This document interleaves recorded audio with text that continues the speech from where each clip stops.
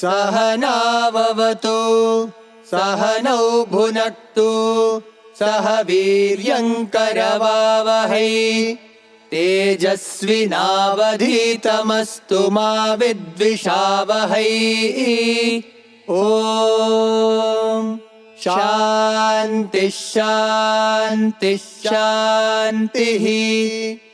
अथ पुरुषो ह वै नारायणो कामयतः प्रजासृजेयेति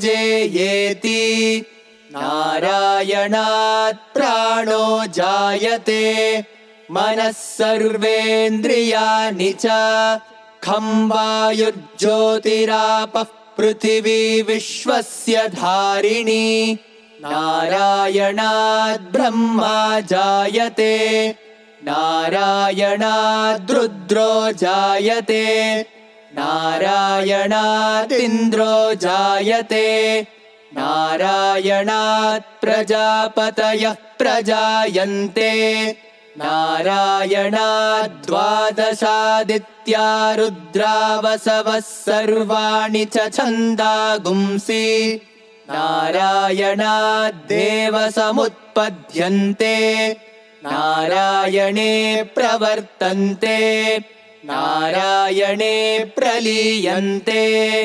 ॐ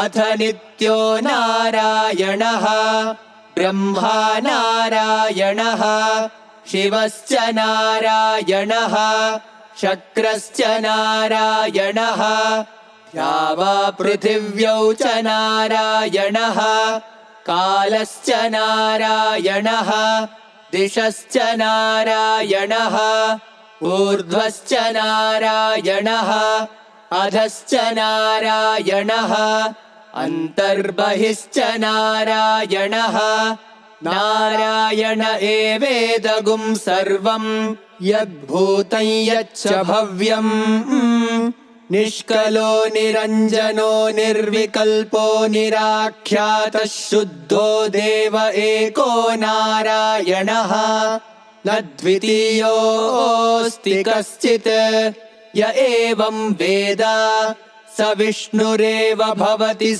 विष्णुरेव भवति।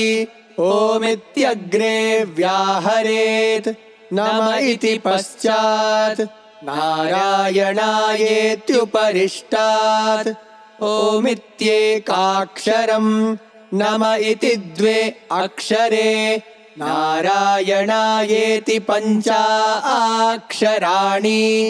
एतद्वै नारायणस्याष्टाक्षरम् पदम् यो ह वै नारायणस्याष्टाक्षरम् पदमध्येति अनपब्रुवः सर्वमायुरेति विन्दते प्राजापत्यगुं रायस्पोषं गौपत्यम् ततो मृतत्वमश्नुते ततो मृतत्वमश्नुत इति य एवं वेद प्रत्यगानन्दं ब्रह्म पुरुषं प्रणवस्वरूपम् अकार उकार मकार इति तानेकदा समभरत्तदेतदोमिति यमुक्त्वा मुच्यते योगी जन्म संसारबन्धनात्।